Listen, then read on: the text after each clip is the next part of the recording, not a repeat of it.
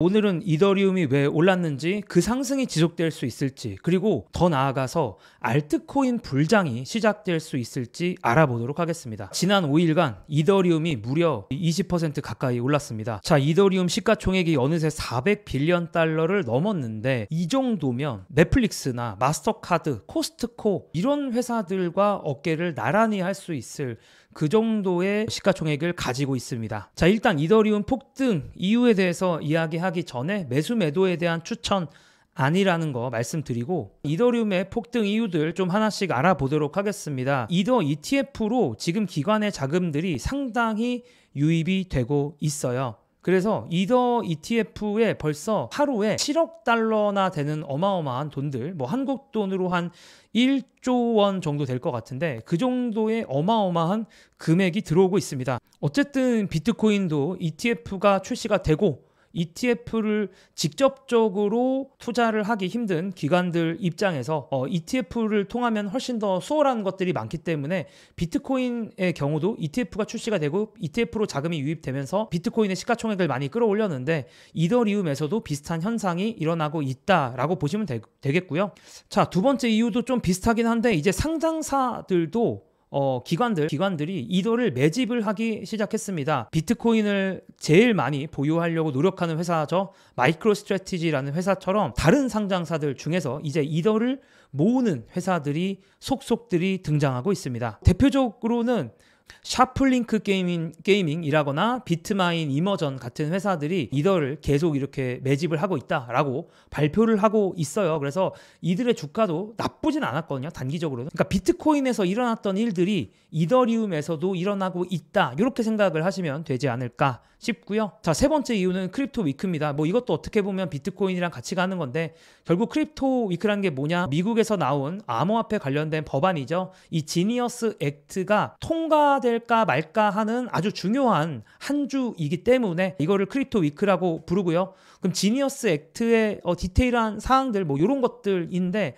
이렇게 보면 이해가 안 가니까 그냥 쉽게 설명하면, 스테이블 코인 같은 그런 것들이 은행 같은 합법적인 제도권에서 발행도 가능하고 유통도 가능하고 결제도 될 수 있게 만들어주는 법안이다 라고 보시면 됩니다. 지금까지 암호화폐가 하는 게 뭐냐, 이런 챌린지 항상 받았는데, 사실 이제 유통이나 뭐 발행, 유통, 결제, 특히나 스테이블 코인 형태로 발행, 유통, 결제된다라는 거는 뭐 어느 정도 다들 뭐랄까 납득이 가능한 부분이긴 하거든요.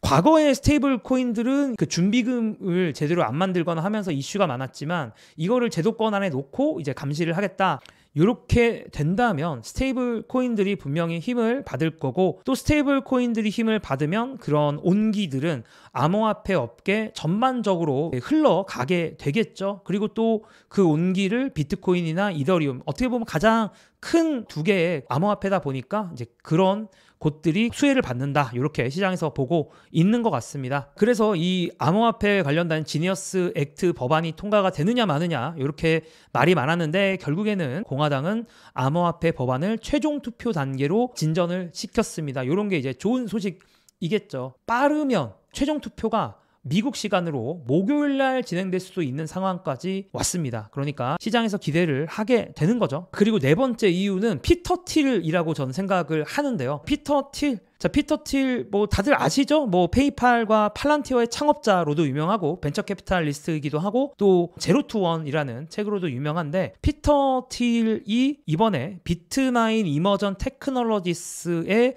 지분을 무려 9.1%나 샀음을 공개를 했습니다. 그러니까 이 비트마인 이머전이라는 회사 자체는 이더를 계속 모으는, 그러니까 마이크로스트래티지의 이더리움 버전인 회사인데, 이 회사를 피터 틸이 이 회사의 지분을 꽤 큰 규모로 샀다라는 거 자체가 뭔가 피터 틸도 이더리움에 대한 엄청나게 강력하게 좋게 보고 있다, 그런 걸 암시하고 있지 않나라는 생각이 들고요. 물론 아까 초반에 말했던 어떤 직접적인 수급보다는 이유가 약하긴 약하지만, 피터 틸이라는 일종의 오피니언 리더라고 할까요? 이렇게 오피니언을 끌고 갈 수 있는 사람이 샀다라고 하는 거는 상징하는 바가 크지 않을까, 이런 생각이 듭니다. 자, 그러다 보니까 사람들이 대알트코인 시대가 시작이 되냐, 이런 얘기들을 좀 하고 있어요. 왜냐면은 최근에 비트코인도 많이 오르긴 했지만 비트코인 도미넌스라고 하죠. 비트코인 도미넌스는 전체 암호화폐 시가총액에서 비트코인이 차지하고 있는 비율인데, 이 비트코인이 전체 암호화폐 시장에서 차지하는 이 비율이 점점 줄어들고 있거든요. 그러다 보니까 최근에 이제 이더리움이 많이 오르기도 했고, 자, 그러다 보니까 블록체인 뉴스에서는 2021년과 같은 패턴으로 만약에 간다라고 하면, 2021년이 어떻게 보면 정말 대알트코인의 시대 아니었습니까? 이제 그 시점으로 가게 된다라고 하면 ETH 대 BTC 비율, 요게 비트코인이랑 이제 이더를 교환했을 때 몇 대 몇이냐라는 건데, 이더가 0.07을 돌파할 때 다른 알트코인들도 어마어마한 상승을 보였다. 2021년에 그런 일이 있었다라는 거죠. 그래서 지금 이 추세로 가면은 ETH 대 BTC 비율이 점점 상승하면서 이제 알트코인 시대로 갈 수도 있다라고 블록체인 뉴스에서는 조심스럽게 예상을 하고 있습니다. 현재 참고로 ETH 대 BTC 비율이 0.06 정도 되거든요. 그러니까 이게 조금만 더 이더가 오르면, 아니면 비트코인이 조금 빠지면 이 숫자가 0.06보다 커질 테니까 시장에서 이런 것도 좀 많이 쳐다보고 있다라고 보실 수가 있을 것 같습니다.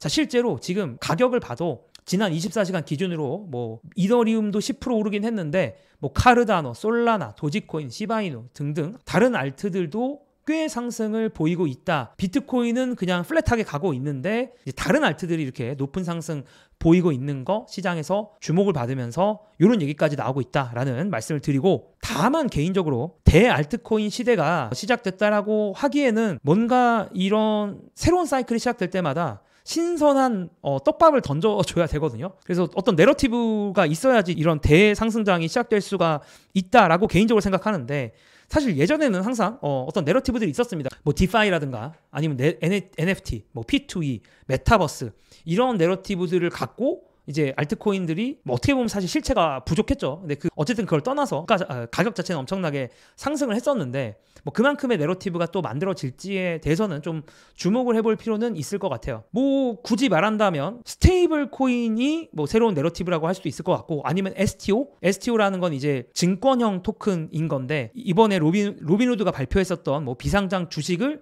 감싼 토큰이라든가, 아니면 뭐 부동산을 이렇게 조각으로 부동산 조각 투자를 가능하게 하는 뭐 새로운 토큰이라든가, 그래서 기존의 금융권의 자산들을 코인화 시키는 걸 이제 STO라고 하는데, 그런 것들이 또 새로운 테마가 될 수도 있겠죠. 그런 것들이 조금 더 이제 부각이 되면 이제 새로운 내러티브가 될 수도 있을 것 같기도 하고, 저도 솔직히 말하면 좀 아리까리하고요. 그래서 여러분들은 이제 이런 내러티브가 정말 붙어가지고 대알트코인 시대가 시작이 될 거라고 생각을 하시는지, 아니면 그냥 아무 일 없이 그냥 뭐 알트코인이고 뭐고 그냥 지나갈런지, 뭐 어떻게 생각하시는지 궁금하니까 여러분들의 의견도 댓글로 남겨주시고, 저는 투자 관련된 블로그 그리고 투자 관련된 인스타그램도 하고 있으니까 궁금하신 분들은 설명란이나 고정 댓글에 링크 참고해 주시면 감사하겠습니다.